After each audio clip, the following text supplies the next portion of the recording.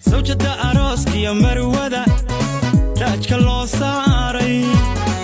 gabdhaha Soomaaliyeed waxaan uga digaa hadda gabadhan waa ay sameeyay arrinkan waa ay ku kacday mardam ina gabar Soomaali arrinka ku kacay oo wiilka ay soo oysii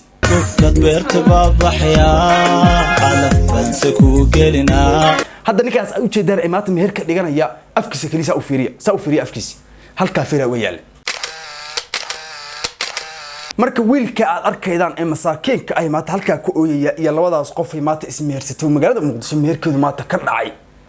qisadoodu waxay tahay nabsiba adeege waxnaba lahurudaba nabar lama filani naxdin dari isma noqoteen nasiibka ma kulanteen anna ma iska noolahay habi gabardhaaneed oo guursatay wiilkan lacagta leh صافي شرفه hablaha weyn u sidaatay gabdhaha Soomaaliyeed ee ku jira barta TikTok ay caanka iyo kuwa kale waran macday riyaal indhaha Allah idin kiriyo wiilasha aad ka oysiinaysan 24 saac isla markaana aad noocan maxaa ka siiyay wiilashan aad 24 saac ka oysiinaysaan isla markaas aad ka raacaysaan nimanka lacagta leh wariya qof aan lacag lahayn shiidaan marka hore isla soo baxayda marka isla soo baxdaan nin lacag laa ma meesha uga dhaqaaqay maxaan kula sareynaa adinka niyo maxaa idin ka siiyay maskaxda leedin abaa warniyo waran idin haya maanta arinta aan idin hayo hadaan idin sharax waa yaabaysaan soo dhawaada balota magaalada Muqdisho maanta waxa ka dhacay meherkii qarniga waxaana isguursaday gabar TikTok caanka ah iyo wiil ka yimid Sweden balse qisa la yaab leh ayaa ka dambaysa waxaana rabaa qisadaasi ka dambayda inaan halkan kula wadaago wiilkan aad arkaydaan ay iska ooyaya isla markaana lagu magacaabo Cabdullaahi Kashka ee barta TikTok muuqaaladiisa soo dhiga waxa qabsatay arrin la yaab leh arrintaasi maxay ahayd gabadhan maanta meherku magaalada Muqdisho uga dhacay isla markaana lagu meheriyay wiilkan buu jeclaay isla markaana ay isjeclaayeen oo ay magaalada Muqdisho isla joogeen waxa ka soo baxay meeshan luuqa oo furdu ka soo yiri idoo la ogay saa uga soo booday wiilkan maanta gabadha mehersaday markii uu wiilkan yimid oo lacagta adduunka saa u firdhinaya oo Sweden ka yimid oo jeebku u qoyan yahay bay gabadhani saaisha ugu eegtay bay tiri waraadar midkaan waxba lama joogay iga kaalay kadibna wiilkii markii ay gacanta ku dhigtay isla markaana ay tiri lacagta adduunka dad ii hayda anna waxaan ku hayaa la ilaa waxaas aan TikTok wado aad u jeedid oo aan saa u roogay 12 maatay baa dhaxbarta ka dhigay tiri wiilkii lacagta adduunka u firdhiyay xaq uu ka baxay lacagta adduunka gabadha si wiilkan Cabdullaahi Kashka ah ee TikTok ka dhax ooyay arkaydaan arrinta qabsatay haddaad aragtaan madaxa xanuunaya inna lillahi wa inna ilayhi raaji'uun waa isku ooyaya maantay magaalada Muqdisho dabaqa ugu dheer buu fuula wuxuu yiri inaa isa soo tuura maahan ee naf kale ee ii dhiman male waliba ninkaas jeeska lagu sameeyay haddaad aragtaan waa la yaabaysa waxa la yiri meherka ka soo qaybgal waa ninkii gabadha jeclaay ee gabadha caashiqay ee gabadha adduunka u jeclaay meherka ka soo qaybgalay intii aanan meherkan u guuda gelin waxaan rabaa ninkan qisadiisa Cabdullaahi Kashka ah inaan wax yar idin taabto ninkani gabadhan uu jeclaay barta TikTok gal isla duduubi jiray isla qosqosli jiray xabiibti macaysi iyo xagga afka iyo gali baa laha ninkan marka intuusan ninkan soo bixin gabadhan wuxuu u qorshiyay inuu guursado isla markaana meher iyo waxaan ku iri alaabtan oo asagu waxaan maanta dhacayo asagu ku sii fikirayo wuxuu islaahay talo halkeed arooskiina iyo meherkiina ku ka dhici doona marka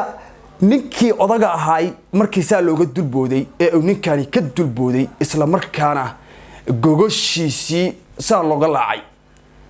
buu isiri warniyo maxaad samaydaa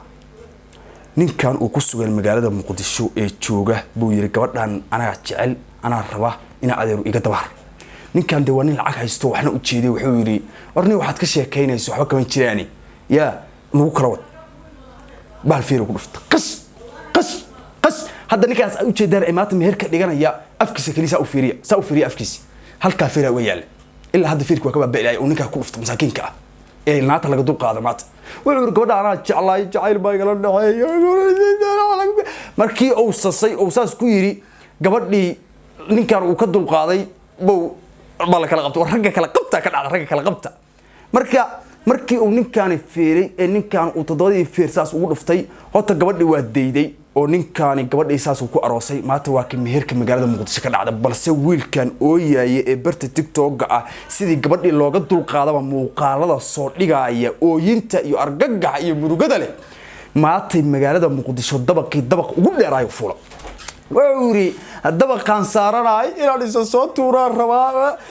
ما هذا أركتان نكاس أوين تكبحيسا أوين تنكاس كبحيسا هذا أركتان قابك أويا وأرجع حيسا dadbeerta baabaxaya calafadsaku gelina waa argagaxay wuxuu yiri saaxiibayaalow aniga dabaqaanan maanta iska soo tuura kitaabka jaamacada dabaqaan inaan maanta iska soo tuura maahan ee ninkaasi meherkeyga hortiisa ku dhiganayo gabadhii aan jeclahay la ilaaha illallah marka wiilka aad arkaydaan ee masaakiinka ay maanta halka ku ooyaya iyo labadaas qof ay maanta ismeersatay magaalada muqdisho meherkeedu maanta ka dhacay qisadoodu waxay tahay nabsiba adeege waxnaba lahurudaba nabar lama filani naxdin dari isma noqoteen nasiibka ma kulanteen anna ma iska noolahay habi gabardhaane oo guursatay wiilkan lacagta leh ee Sweden ka yimid ugana tagta halkaas midka ooyay waa ka ooyay warwareysanaya kana hadda farxad iyo reereen ku jira waa ka baashaalayo ee meherkiisi maanta u dhacay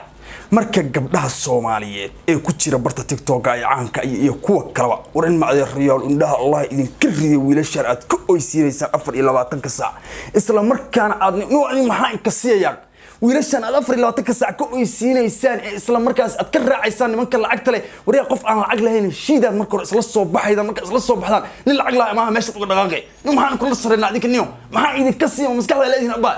maanta ninkaasi dabaq buu iska soo tuuraya xaalad qatar oo ku jira gabdhaha Soomaaliyeed waxaan uga digaa hadda gabadhan waa ay sameeyay arrinkan waa ay ku kacday martaba in gabar Soomaali arka ku kacay oo wiilka ay iska oysi wiilka murugoonaya ee arrinta argagacayo murugada ku soo la ilaahay warnaadar sorry de anu maxaan ku dharaa sorry marka waxaan idin leeyahay oo aan idin kula talinayaa in ma adeer riyaalo reer TikTok ama reer social media wiilka Soomaaliyeed waa uu ooyaya maanta dabaq iska soo tuuraya waa ka argagaxsan waxaan sameeynaa oo aan idin ka codsanayaa aan gabar raadin gabar isa soo sharaxda oo waliba mid u aarta ee joogta meelahaas ee lacagta adduunka haysata war in ma ay videogan gaarsiiyo oo si share gareeya videogan waxaan rabaa gabar isa soo sharaxda ee balaayo iska soo dhigtay ee lacagta adduunka haysata ee Mareykan iyo Sweden iyo UK joogta oo balaayo iska soo dhigto tiraada wiilkan ana dhabarka u xiranaya kitaabkaanan ogolaahin wiilkan inuu meel cilaa looga tago gabartaas tiraada rabnaa oo wiilkaasi aan u goorino maadaama maanta uu ooyayo oo dabaq iska soo tuurayo isla markaana arintiisu ay meel xaalisa oo qatar ah ay marayso oo baanta ooyayo oo ooyintu baanta laga tirtirayo ninkaas ya muxuu ooyaya gorbal wariya warna marka qaarna markaad fiirido waa la yaabaysaa dib weyn ooyayo kula dabaqan iska soo tuura calaay iyo taxal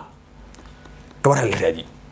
gabar lacag leh halkan dad iga daawo indhaha Allah kaaridi isa soo sharax oo aan wiilkaas ku siino oo aan wiilkaasi TikTok oo inta ka dhaxwada oo inta aan ka joojin isa soo sharax walaalay saasan idin leeyahay muuqaalkan iyo muuqaalka dambe intaan ku kulmayno isla markaana aan ku wada joogi doono halkan waa idin salaamaya oo waxaan idin leeyahay muuqaalkan si share gareeya si gabar isa soo sharaxda ma taqaana ii sheeg loo helo wiilkan iyo gabadhan isa guursadana waxaan leeyahay hambalyo waxaan idin leeyahay kuwa isku ruuga noqda hadii alla ku siinta u galiya gabdhaha Soomaaliyeedna ay dhicin martaba saan oo kale ay dhicin go'yaanadu gabdhaha Soomaaliyeed waa u badan tahay joojiyaan idin leeyahay marka saaxiibayaal muuqaalkan intaan ku kulmayno salaam alaykum